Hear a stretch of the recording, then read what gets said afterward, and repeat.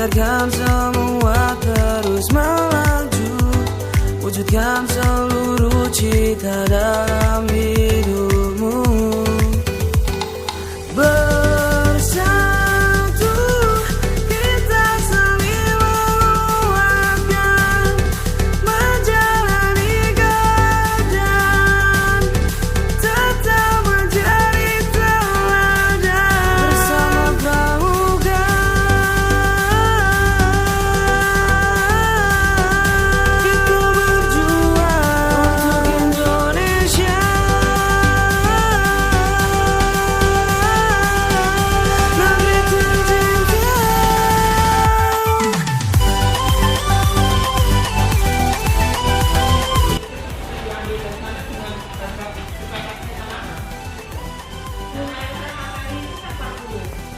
Oh iya, hari ini kan ada pembuatan video pariwisata di Kabupaten Grobogan. Siap ah.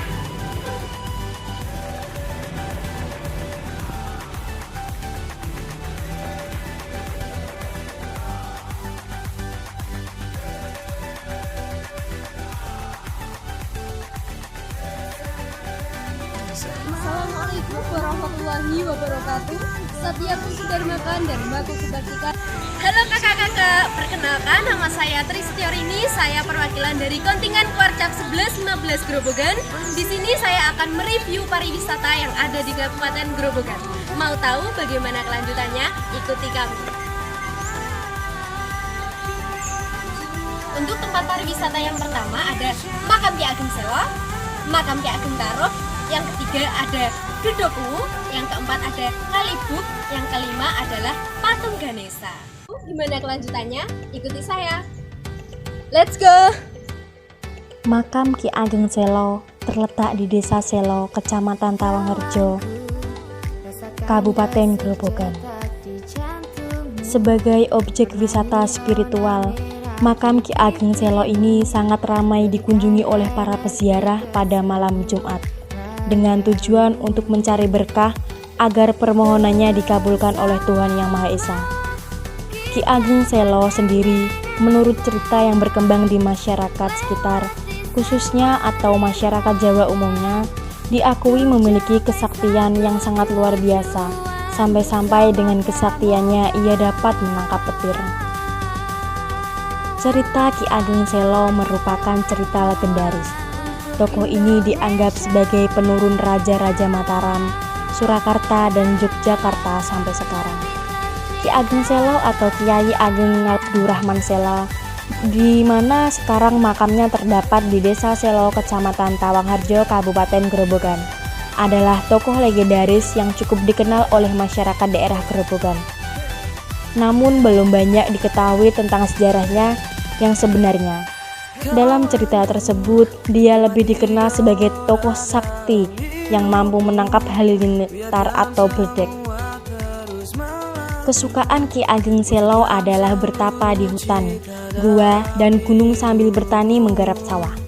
Dia tidak mementingkan harta dunia. Hasil sawahnya dibagi-bagikan kepada tetangganya yang membutuhkan agar hidupnya berkecukupan.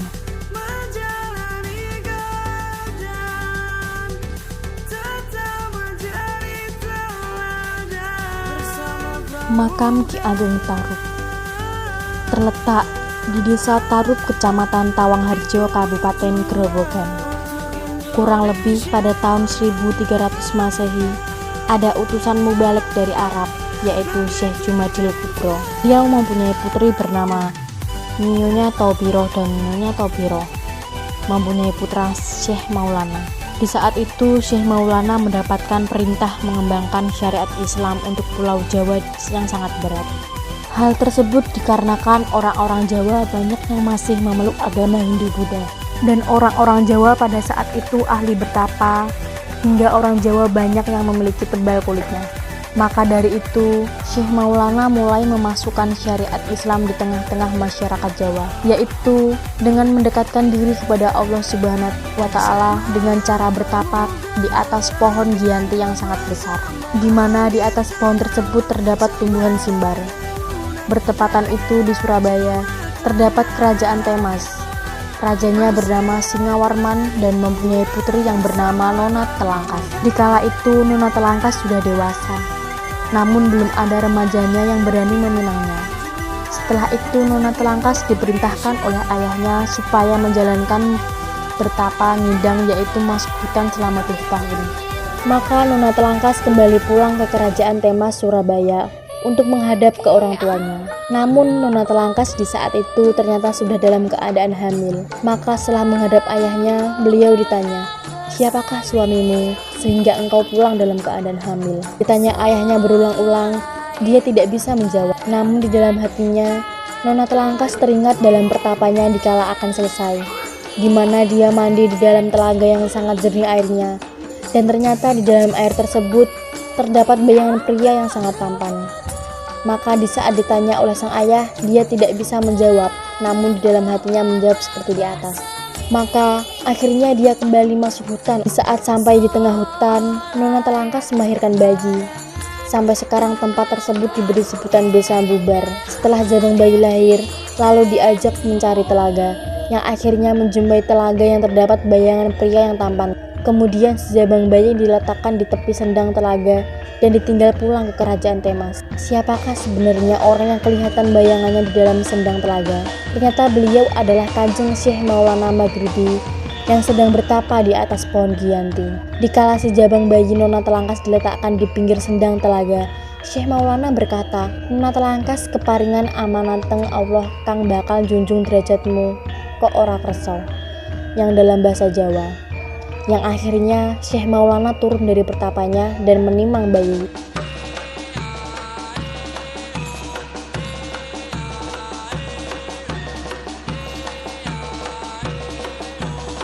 Bledug Kuwu yang berada di Desa Kuwu, Kecamatan Keradenan, Kabupaten Grobogan, mempunyai nilai magis yang sudah melegenda sejak ratusan tahun lalu. Bledug yang memucurkan gumpalan tanah ke atas sampai 5 meter ini menjadi wisata tersendiri di Grobogan. Kemunculan Bledug Kuwu sendiri memiliki mitos ular naga dari pantai selatan, tempatnya Nyai Roro Kidul. Ular naga ada di Bledug Kuwu, Purwodadi, Grobogan.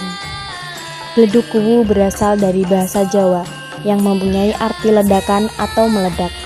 Dan kuwu sendiri diambil dari kata kuwur yang berarti kabur atau lari berhamburan.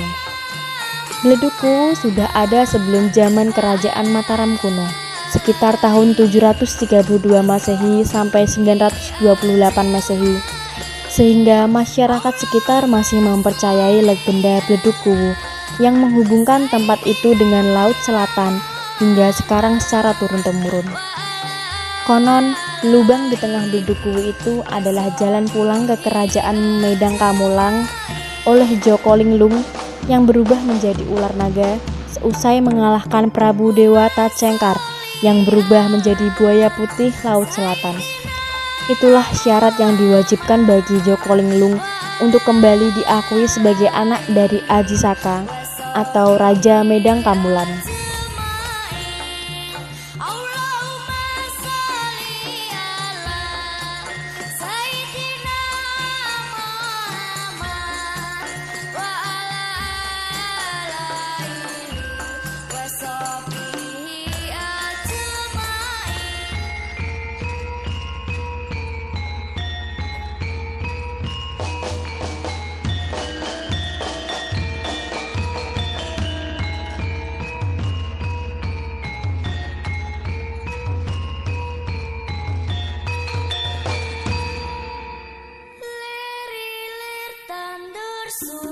Kalibuk bertempat di Desa Wirosari, Kabupaten Grobogan, ialah sebuah talang air yang dibangun oleh Belanda yang kemungkinan pada tahun 1910 menjadi sumber air untuk digunakan kereta api.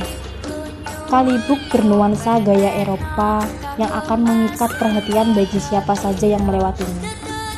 Kali itu memang sudah lama terbengkalai, namun sekarang sudah disimulasi oleh PUPR, Pemda, camat, dan warga sekitar.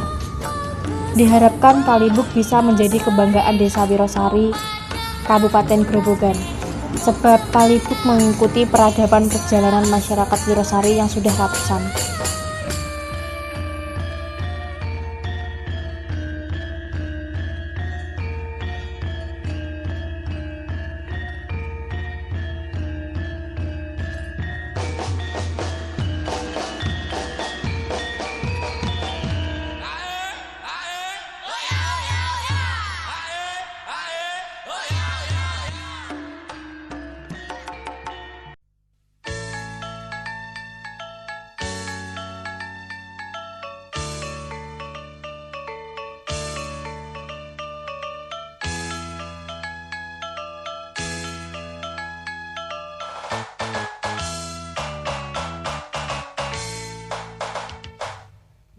Patung Ganesha Tidur Banjarjo. Patung Ganesha Tidur menjadi salah satu wisata sejarah andalan di Kabupaten Grobogan yang terletak di Desa Banjarjo, Kecamatan Gabus. Patung Ganesha itu berwarna emas, ukurannya mencapai 11 x 4,5 meter. Pembuatan patung dilakukan oleh salah satu seorang seniman dari Keongan, Kecamatan Gabus. Menurut warga sekitar Desa Banjarjo, pembuatan patung Ganesha dilakukan dengan beberapa alasan, yaitu untuk mengenang adanya kehidupan era animisme, Hindu, dan Buddha yang pernah ada di Banjarjo. Alasan lain karena banyaknya penemuan benda purbakala yang didominasi dari jenis gajah purba. Seperti diketahui, Desa Banjarjo tidak lepas dari dua sejarah besar, yaitu masa purbakala dan masa klasik Hindu-Buddha di situs Medang. Dari masa purbakala banyak sekali temuan fosil gajah dan beberapa kali ditemukan arca Ganesha. Maka patung Ganesha itu dianggap bisa mewakili dua situs yang ada di Desa Banjarjo, Kecamatan Gabus.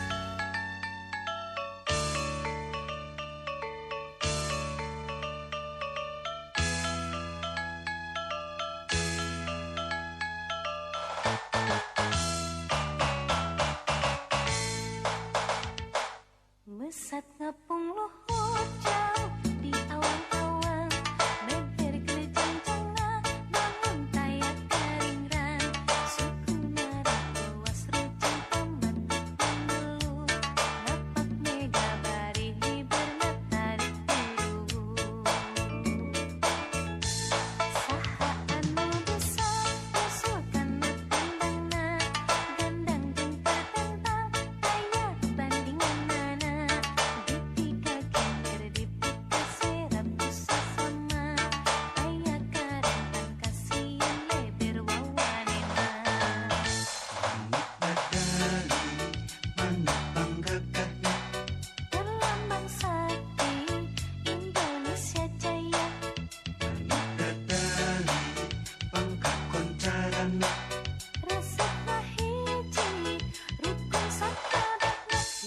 Sauyunan para pahiri-hiri, selitik tanyaha hinggis belapati, manuk dadalingan bungsi lokasi pria. Bagaimana kakak-kakak setelah menyaksikan video pariwisata yang ada di Kabupaten Grobogan? Masih banyak pariwisata yang ada di Kabupaten Grobogan. Penasaran? Silahkan kunjungi Kabupaten Grobogan. Kabupaten Grobogan, kota bersemi.